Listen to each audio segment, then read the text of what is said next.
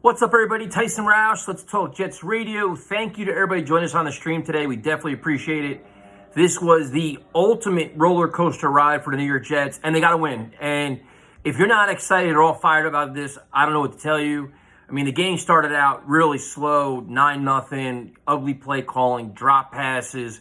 Corey Davis falls down. Zach Wilson gets intercepted. The defense gives up a 3rd and 21. I actually broke my microphone. I was just pissed because you're 0-3, you're struggling, you're at home, and you don't want to see the same old stuff.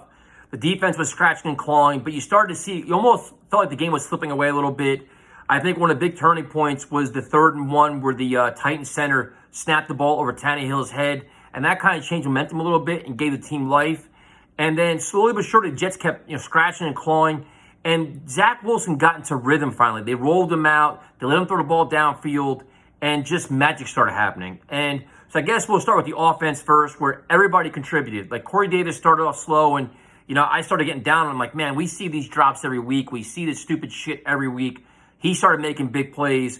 Keelan Cole made big plays. Jamison Crowder, Ariel Berrios had end around, a couple big clutch catches. Michael Carter, Tevin Coleman, they all pitched in. The offensive line struggled at times, and they also had some big moments too, where they could run the ball and get clutch plays. This was the game. This was exactly what you want to see from Zach Wilson. Like Thursday night, you watch Trevor Lawrence running around, making plays downfield. You're like, we just want to glimmer of hope. We want to see progress. We want to see just something out of this offense, an NFL offense, some kind of just ability and scheme and downfield passing and excitement, and make us want to watch this team as we feel like we're just watching shit week in and week out. And now you started to see a glimmer of what Zach Wilson can do. I mean, to me, his ability to navigate through the pocket, run around, and extend plays is very unique. His down the field passing is just awesome. His vertical throws today were just, the Corey Davis pass for 53 yards was nice. I just spit somewhere. I'm a little bit, I've had some drinks. But I mean, he just stretched the field, and it's like you see the natural talent that he has, and it's impossible to not be excited. And this is why everybody was calling the kid a bust for the last 2 weeks. It's just an idiot. It's going to take time. It's a very young team, but now we see it. Now you have something you could actually embrace and be happy about, and it's just friggin' awesome. So the offense, a lot of contributors. The offensive line was by no means perfect. There was some ugly, a lot of ugliness, but you find a way. You scratch and claw. They didn't quit, and they kept competing. Defensively, 7 sacks. I mean, they got after it, and they were dealing with so many injuries on the back end. You have your safeties are all banged up. Echols got a concussion, and they kept trying to find ways to do it. The defensive line, Bryce Huff had a couple sacks. Quinnen Williams, John Franklin Myers. I mean, they were just creating havoc there. Fotokasi, Shepard had a bad penalty, but the defensive front was getting after it. C.J. Mosley's been tremendous. I mean, he's trying to do a lot with a little when he has inexperienced outside linebackers next to him. Derrick Henry got his yards, but we kind of expected that. I mean, the two players that kind of burnt us the most were, I think it was Josh Reynolds and McNichols, the running back, where he had a couple big plays coming out of the backfield. But a scrappy, feisty effort. And if we're being completely honest, the second half of the game, the Jets probably had 5 or 6 times they could have iced this game in terms of just making a play, getting a stop. They were killed by penalties, bad luck. Zach Wilson had an errant throw to Corey Davis that could have ended it. They could have, he had Ryan Griffin at the end of the game. Could have hit him there, could have won it. Some time management issues, but I understand that with a young head coach. And then Zach Wilson's number in the second half, I had to write it down. 14 of 22, 232, and 2 touchdowns. How could you not like that?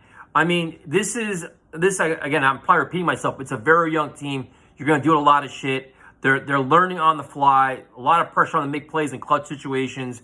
And they found a way to win it, man. And they won in overtime, and it was just wild. And you're sitting there just like, this is what we've been waiting for. Like, finally, a win you can embrace. Last year when they won games, we were pissed off because we wanted to tank. We wanted a higher pick. This year, it's like you're winning games because this is progress. This is exciting. This is what you want to try to build off of now, going against the Falcons next week in London. But, damn, this is pretty cool, man. And it's cool to see, how happy they were for Saleh and just Wilson.